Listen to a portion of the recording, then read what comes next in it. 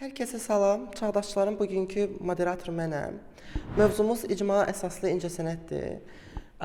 Mən Miray Dəniz, mən rejissoram və öz icmamla məşğul oluram. Yazılar yazaraq, çəkilişlər edərək və digər aktivizm şəkilləri ilə hər hansı bacardığım üsullarda. Və bugün bizim iki qonağımız var. Gəlin elə birinci istəyirsiniz başlayaq tanışlıqdan və belə olsun ki, biz kimik və biz hansı icmalarla işləyirik? Çox sağ olun, mən Nigar Sultanova, İnklüziv rəqs müəllimi, eyni zamanda Danceability Azərbaycan İnklüziv rəqs şirkətinin rəhbəriyəm. Müxtəlif icmalarla işləyirik. Çünki şirkət inklüzivdir. Şəhid övladları, qazilər, müxtəlif yaşda əlilliyi olan şəxslər, əlilliyi olmayan şəxslər, müxtəlif peşəyə sahib olan insanlar, ağıl şəxslər. Mənim adım Aynur Zərrintacıdır. Ritual Mobil Teatr Laboratoriyasının təsisçisiyəm və teatr rejissoruyam. Və biz də demək olar ki, Nigar xanımla eyni sahədə çalışırıq və həm də spesifik auditoriyamız var. Bunlar orta məktəb müəllimləri, konfliktdən birbaşa əziyyət çəkən insanlar və bura uşaq qrupları da daxildir. Həmçinin sosial işçilər, psixoloqlar və qalan digər icma nümayəndələri. Nə maraqlıdır. Mənim belə işlədiyim icma daha spesifikdir və sizlərdə çox belə dəyişkənlik göstərir. Ona görə məsələn, mən düşünürdüm ki, yəni indi düşünürəm ki, siz daha bu haqda deyəcəkləriniz çox ola bilər. Çünki sizdə fərqlilikdə görürsünüz, eyni işi fərqli icmalarla işləyərək. Onda elə gəlin belə davam eləyək ki, sizin üçün icma əsaslı incəsənət nədir? Və də bu bayaq danışdıqlarımızdan bu sual belə formalaşsın ki, icma əsaslı incəsənət icmalardan icmalara incəsənətin növü necə dəyişə bilir? Yəni bir neçə icma ilə işləyirsiniz. Hər işi eyni icmada görmək mümkündürmü? Deyilsə, niyə? Müxtəlif icmaların incəsənətlə məşğul ola bilmələri üçün bərabər imkanların yaradılmasıdır mənim üçün və eyni zamanda icmaların incəsənət icmanın dəyərlərini və yaxud hər hansı bir yaşadığı prosesin və yaxud problemin incəsənət vasitəsilə ifadə etməklərinə köməklik edir və bizim şirkət isə incəsənət vasitəsilə inklüzivlik, müxtəliflik, bərabərlik olan dəyərləri biz təqdim edirik müxtəlif icmalara. Demək olar ki, Nigar xanım tam ifadə elədi, icma əsaslı bu incəsənət nə deməkdir və onun sözünə dəstək olaraq genişləndirmək məqsədi ilə deyə bilərəm. Bu icma əsaslı incəsənətdə mütəxəssis olmayan kəsim üçündür. Hansı ki, onlar bizim yaxınlarımızdır, tanışlarımızdır, icmamızın, cəmiyyətimizin nümayəndələridir. Başqa sahələrdə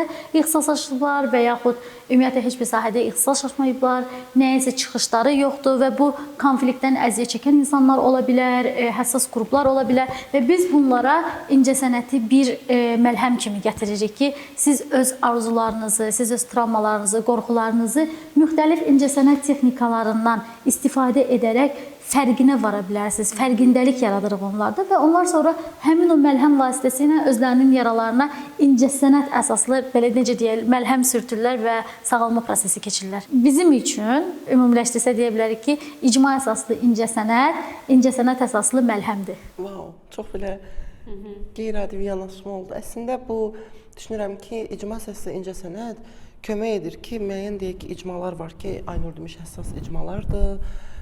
Çox vaxt unudulan icmalardır ki, həmin icmalar haqqında işlər çox az görülür və incəsənət icazə verir ki, insanlar danışa bilmədiklərini, onları danışma haqqı verilməyən, elə bir yolun olduğunu göstərməyən bir şeyləri belə incəsənətlə göstərsinlər və bu çox mən elə bilirəm ki, siz də bunu təsdiqləyirsiniz və öz təcrübənizdə görmüş olarsınız ki, çox belə qeyri-adi yerlərə gələ bilir ki, adam gəlir və deyək ki, bir təlimə, bir incəsənət təliminə və heç nə bilmir və təlimin sonunda qayıdıb deyə bilir ki, mən bilmirdim ki, mən ümumiyyətlə bunu danışa bilərəm. Mən bilmirdim ki, incəsənət bunda mənə kömək edə bilər.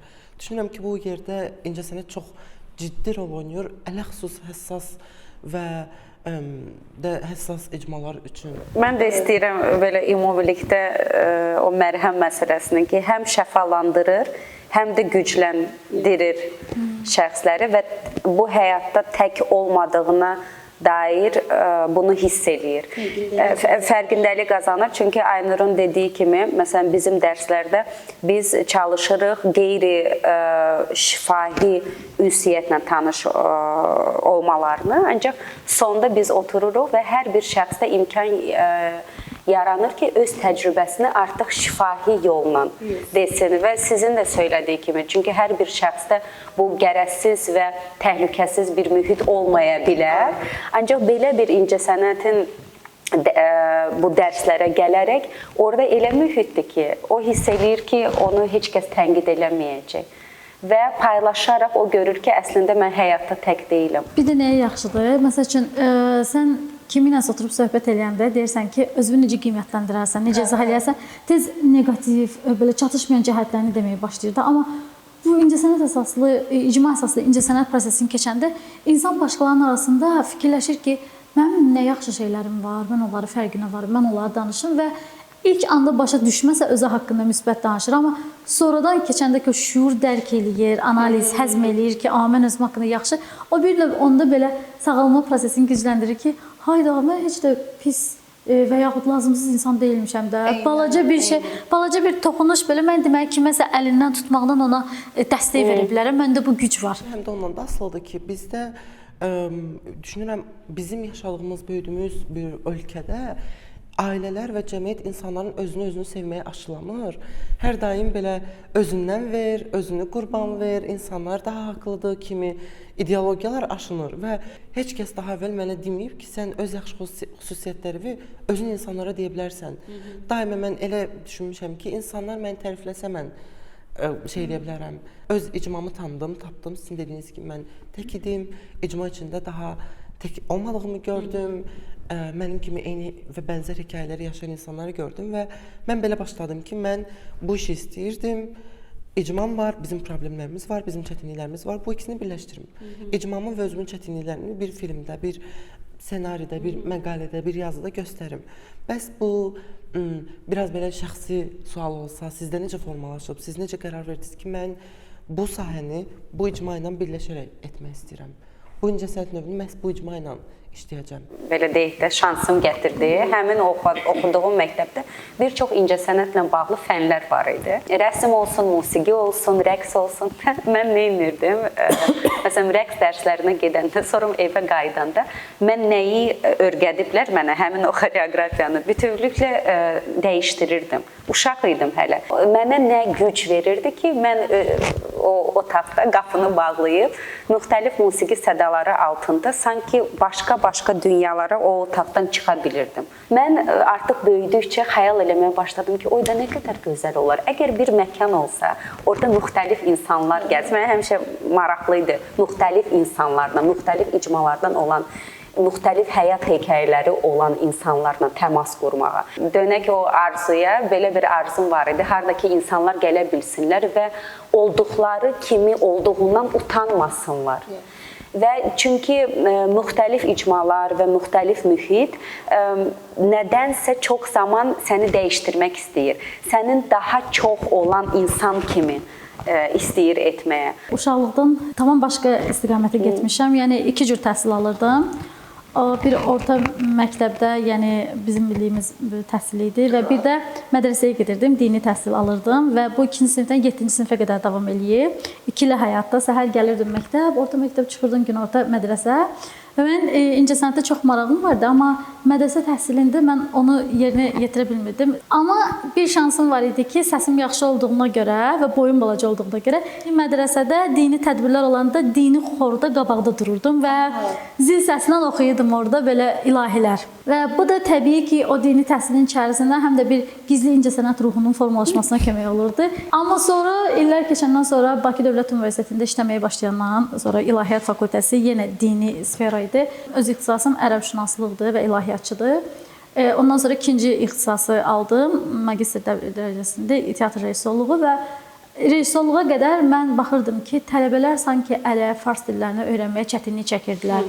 Və yaxud yenə də regionlardan, müxtəlif regionlardan gənclər gəlirdi 18 yaşında və yaxud ilk bakalavr pilləvəsində və 4 il müddətində sənin gözün qabağında böyümə prosesini görürdün. Çünki təhsil sisteminə nəzarət edirdim və tələbələrin hamısı mənim yanıma gəlirdi. Və məndə sosial bir şey formalaşırdı yavaş-yavaş. Bilmirəm bu pedaqoji şeydən gəlirdi, yoxsa da bu insanların öyrəndikləri dini biliklərdən əlavə İlahiyyat Fakültəsində başqa bir şeylərə ehtiyacları var. Danışmalıdırlar, səsləri çıxmalıdır, başqa istiqamətə getməlidir. Nə ola bilər bu? Bu içəridə yatmış sanki bu incəsənət şeyi sövq eləyirdi ki, alternativ yollar axtar. Və mən onda Avgusto Bolun texnikası ilə tanış olmağa başlayanda gördüm ki, wow, bu dəhşət bir şeydir də. Əgər tələbə gəlir birbaşa ancaq o dini biliyi öyrənib çıxır gedirsə, buna bir də bədəninin səsini dinləmək lazımdır, aktivlik lazımdır. Və bəzi uşaqlar çox istəyirdilər ki, ərəb farsı öyrənsinlər, alınmırdı onlarda və kəsilmələrinə səbəb olurdu. Mən başladım yavaş-yavaş bu hekayələri götürməyə, imtahan biletlərini elə qururdum ki, orada teatral bir piyes əmələ gətirirdi. Lüğəti öyrənirdilər, sözlərin mənasını, mətni, ərəb dilində çıxış eləyəcəyi mətni, tamaşanın mətnini tam əzbərləyirdi, dərk eləyirdi və ondan sonra tamaşa qurulurdu və tamaşanın bütün quruluşundan tutmuş kostyumların hazırlanmasına qədər bu tələbələr onu həyata keçirirdilər və bu onlar üçün əslində dini təhsil üzərindən bir də alternativ sosial təhsil vermək idi və orada onların bir icması formalaşırdı. 10 nəfər, 7 nəfər gəncin bir araya gəlib, xüsusən dini icma təhsil üzərindən belə bir sosial bir şey qurması onlarda bir sosial məsuliyyət şeyi formalaşdırırdı ki, mən bunu eləyəcəyəm, mən bunu göstərəcəyəm, mən bunu meydana gətirəcəyəm. Bunun altında bir incəsənət yatır, tamaşa qururlar. Və onlar bir-birlərinə elə sıx bağlanırdılar ki, bir bağ yaranırdı aralarında və mən başa düşdüm ki, teatr əslində burada bir vasitədir. Burada sevgi qurulur, burada münasibət qurulur, burada inklüzivlik qurulur. Tələbələrdən biri bir dəfə demişdi ki, mən təhsilimi saxlayıram, çünki sonuncu inəyimizi valideynlərimiz satıblar və təhsil haqqını ödəməyə şey yoxdur. Fakültənin bütün uşaqlarını yığdım, dedim ki, biz dostumuza kömək eləməliyik. Mən onda kəşf elədim ki, hələ xəbərim olmadığı nə qədər tələbə əl işi ilə məşğul imiş. Adam məsələn Qəbələdə yaşayır, meşədən hansısa bir ağac parçasını gətirib, yontub maşın hazırlayıb, taxta maşın. Və bu dəhşət bir şeydir və sən bunun adamın bu bacarığından xəbərin yoxdur. Hər gəzən insan bir xəzinədir. Və sən onu kəşf edib onun özünə göstərəndə fərqi yoxdur. O hansı bir ixtisasla məşğul ola bilər, bank işçisi ola bilər, kosmik gəmi kapitanı ola bilər, nə bilim, istədiyin hər bir şey ola bilər. Amma hər kəsin içərisində gizlin bir incəsənət ruhu yatır. İcma ilə qrupu ayıran nədir? Məsəl üçün qrup A nöqtəsindən B nöqtəsinə gedən avtobusda olan insanlar da bir qrupdur da. Yəni 1 saat yol gedəcəklər. Amma icmanın bir davamlılığı olur, bir İcma əslində kök deməkdir. Yəni bütün cəmiyyətlər ağacdırsa, onun kökü icmalardır və icmanın kökü, icma nə qədər sağlam qurula bilirsə, cəmiyyət o qədər yaxşı formalaşa bilir. Gəlin texnikalarımızdan bir danışaq. Bizlər nələr eləyirik? Bu balacalar burada niyədir? Öyrəndiyim texnika Danceability metodudur. 1987-ci ildən bəri fəaliyyət göstərir. Bu texnika, bu metod improvizasiyanı öyrədir. Nəyə görə unikaldır? Çünki bütün insanlarla eyni anda işləyir. Yəni biz insanları ayırmırıq ki, məsələn, mən inklüzivliklə işləyirəm. Məsələn, ağıl şəxslərdir. Sadəcə ağıl şəxslər üçün, məsələn, hərəkət və rəqs dərsləri. Görmə əlilliyi olan şəxslərdir. Sadəcə görmə əlilliyi şəxsi yox. Biz deyirik ki, hamımız birlikdə olaq. Biz hər şənbə keçiririk dərslərimizi. Buradan da hər birinizi dəvət edirəm. Müxtəlif bizdə ən balaca bizim iştirakçımız 6 yaşındadır. Bizim ən böyük 45-50 yaşındadır. Bütün o biri korporativ sektordandır, biri özünə işləyir, biri sadəcə incəsənətlə məşğul. Bir müxtəlif insanlar, əlilliyi olan, əlilliyi olmayan şəxslər, biz birlikdə oluruq. Bu texnika nəyə yaxşıdır ki, orada təkrarlamaq lazım deyil. Mən heç bir hərəkəti göstərmirəm, heç kim təkrarlamalı deyil. Burada həm hər bir şəxs öz potensialını kəşf eləyə bilir. Həm yaradıcılıqla məşğul oluruq, həm də ki, müxtəlif sosial bacarıqlarımızı, emosional zəkanı, empatiyanı inkişaf etdirə bilirik. Stonu sizə mən işğal eləmişəm, qoy izah eləyim. Bax, bu gördüyünüz 3 kukla ki var, gəlinciklər. Bu bizdə Nadejda xanım var. O, bu istifadə olunmuş materiallara, hansı ki, hər biri vaxtında hansısa paltarın, hansısa nəyinsə hissəsi olub, onları birləşdirib yeni həyat verib. Əslində, məsəl üçün, belə deyə bilərik ki, şuursuz icmanın bir parçalarıdırlar. Hərəsi fərqli bir, vaxtında fərqli bir həyatı olub, hekayəsi olub və gəlib belə bir tıx-tıx xanım ortaya çıxartıb və yaxud babanı, Kuziyada, yox Kuziya yox, babanı. Yaxud elə bir gəlinciyi ortaya çıxartıb, hərəsi bir parçadandır və yeni həyatı var. Bizim belə bir ustad dərslərimiz var ki, ignor elədiyin, görmək istəmədiyin və yaxud sənə lazımsız olan bir şeyi yenidən canlandırırsan, onun yeni hekayəsi yaranır. Sən elə bir ki, empatiyası qurub onu danışdırırsan və bu corab master klassıdır və biz bunu auditoriyalarla tikəndə, hazırlayanda sadəcə corab gətirirlər. Heç bir bunun sistemi yoxdur. Heç bir şey yoxdur, nə alınacaq axırda, nə edəcək, amma gəlincik alınacaq və bu cür belə fərqli gəlinciklər ortaya çıxır. Bu insanların özünü ifadəsidir. Özünü ifadənin altında insanlar həm də burada bir bacarıq, texnika öyrədirlər və bunu hazırlayan adamdan soruşsan ki, sən nə vaxtsa gəlincik hazırlamısan? Yox, amma bu başlanğıcdır, bu dönüş nöqtəsidir həmin adam üçün. Sonda prosesi keçir, proses boyu danışır, tikir, söhbət eləyir, zarafat eləyir, isinişir. Orada bir proses gedir. Bizim teatr özü də icma əsaslıdır. Fərqli arxa işləri, sənətləri, peşəsi olan insanlar bir araya gəliblər. 20 nəfərik. Və 20 nəfərin hamısı incəsənət adamı deyil, hamısı incəsənətin yaranmasında böyük rol oynayır. Biri olmazsa başqası olmaz bizim ritual teatrında. Və onun ən bariz nümunəsi Tısbağa Jonathanın macəraları kitabıdır. Dünyanın ən qoca tısbağasıdır. 191 yaşı var. Adı Jonathandır. Hal-hazırda sağdır və Müqəddəs Yelen adasında muzey eksponatı kimi qorunur. Aldabra tısbağasıdır. Və biz bunun Adı elə Jonathandır onun. Adı Jonathandır. Hə, Google eləyəndə çıxır və biz bunun deməli obrazını götürəndə düşündük ki, ayda Harry Potter var, silsilə şəklində hekayələr kimi gedir, hadisələr baş verir. Həm Azərbaycanda belə bir nə var da, bax müasir sosial əhəmiyyətli bir hekayə ki, uşaq onu oxuyanda düşünsün ki, bu problemin içindəki mənəm ki, Jonathan bunu məsəl üçün çarəsini tapdı. Bu da mənəm, bu da mənəm.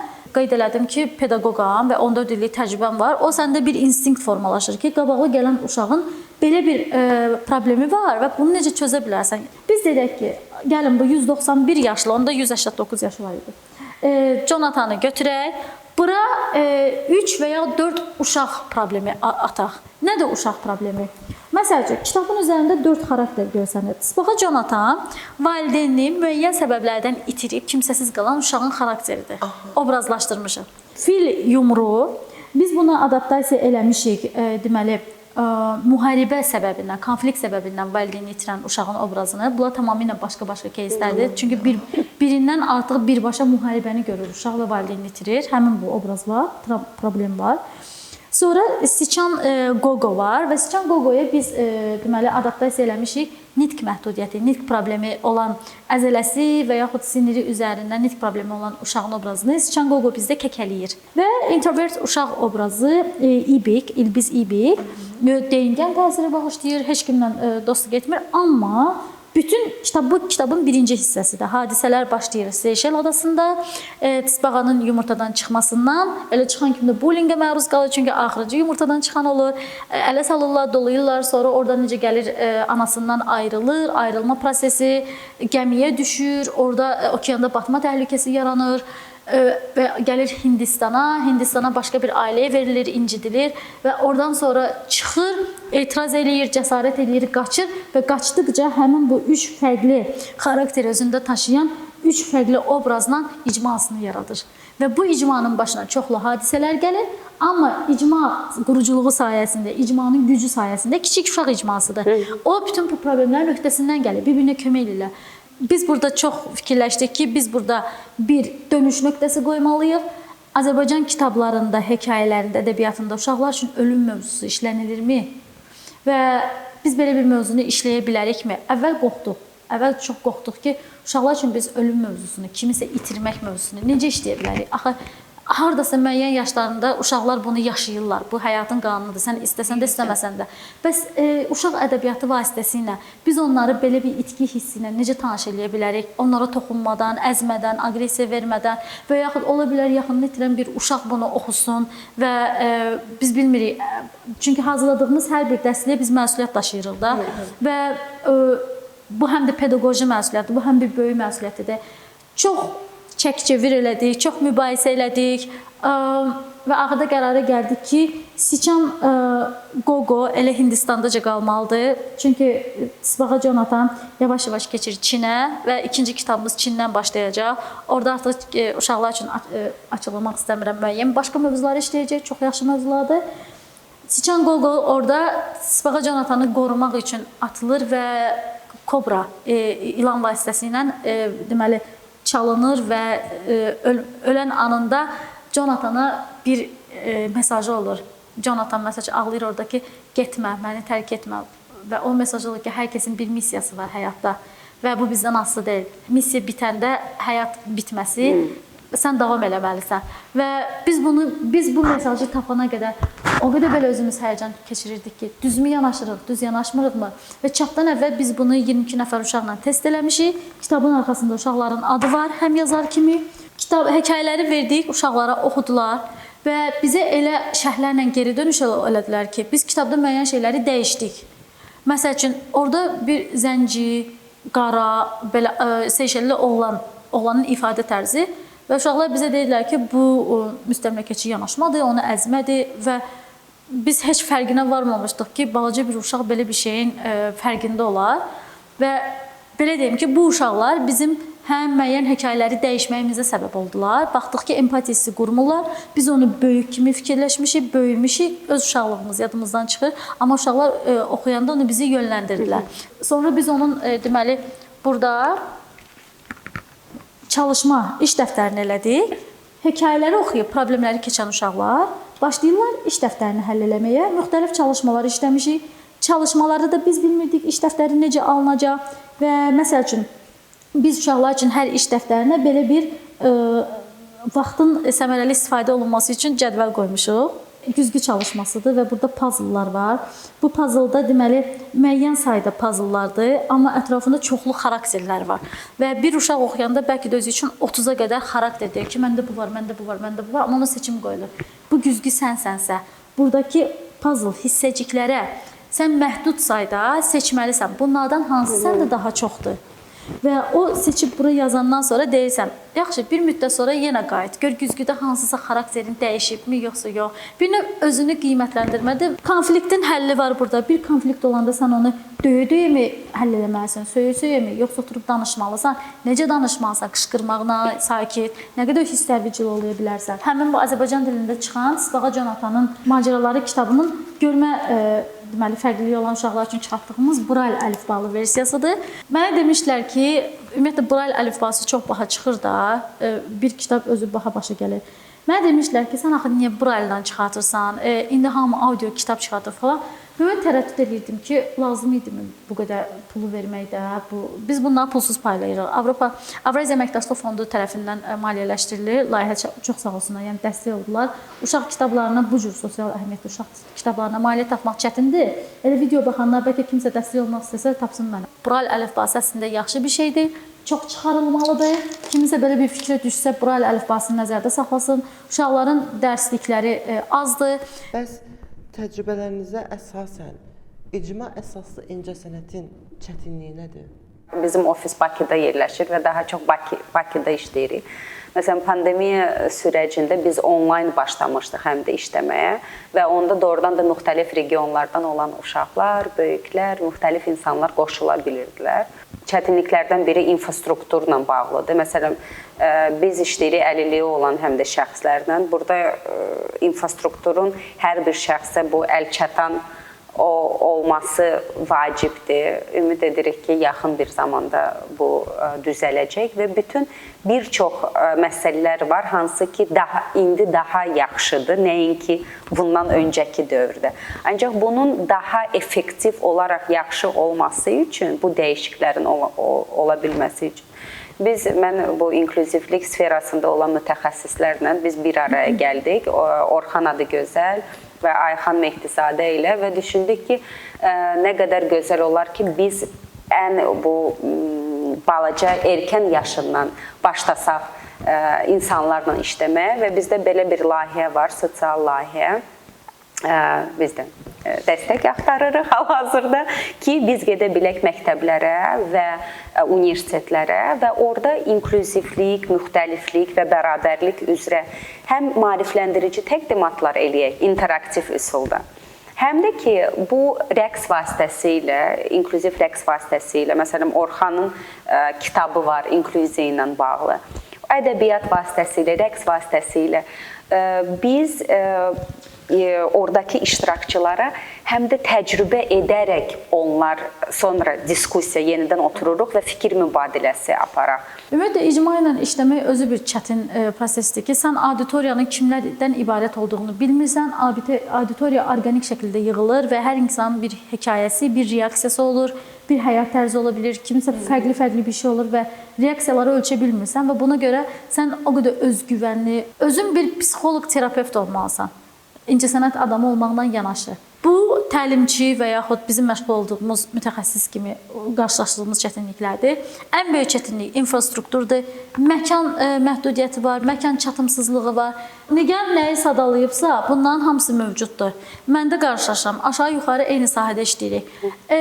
Baxırsan, layihələr ayrılır, kimsə dəstək göstərmək istəyir. Deyəndə ki, uşaq ədəbiyyatı çıxarmalıyıq, məsəl üçün sosial adaptasiyalı, hansısa bir özü üçün təşkilat yaradıb və yaxud nəsə bir ictimai birlik yaradıb, MMC yaradıb, çox sağ olsun yaradıb. Sənə müraciət edəndə ki, filan texnikanı, birincisi bunun sənə dayə kimi yanaşır. Bu yaxşı bir şey deyil. Sənə mütəxəssis kimi və texnikanın ciddiliyinin fərqinə varmır və sən deyəndə ki, şərtləri budur, bunu qəbul eləmək istəmir. İkincisi, texnika haqqında məlumat alır və sonra baxırsan ki, texnikanı götürüb, səninlə danışır, vaxtını alır, çox sağ olsun ki, vaxt alır. Metodologiyanı götürüb tamamilə eroziyaya uğradaraq səhv şəkildə satış məqsədinə istifadə edir. Və onun auditoriyası olduğuna görə sən baxırsan ki, axı bu texnika bunun üçün deyil, bu satış üçün deyil. Bunun arxasında sən bir proses işləmirsən. Mən 14 ilin müəllimi oturub başımı işləyib, bir insanın travmasını həll etmək üçün metodika işlədirəmsə, sən bunu satırsan çox sağ, amma mənim vaxtımı niyə almısan bunun üçün? Bu şikayət tərəfidir və qulaq asan müəyyən adamlar var ki, mənimlə danışanlar biləcəklər bunu, nəyə görə deyirəm. Eləməyin bunu, yaxşı şey deyil bu. Mən elə gəlir ki, biz kifayət qədər əhatəli danışdıq. Çox təşəkkür edirəm hər ikinizə gəldiyiniz üçün, mənimlə bu mövzu haqqında danışdığınız üçün. Bura qədər izləmişsinizsə sizə təşəkkür edirik.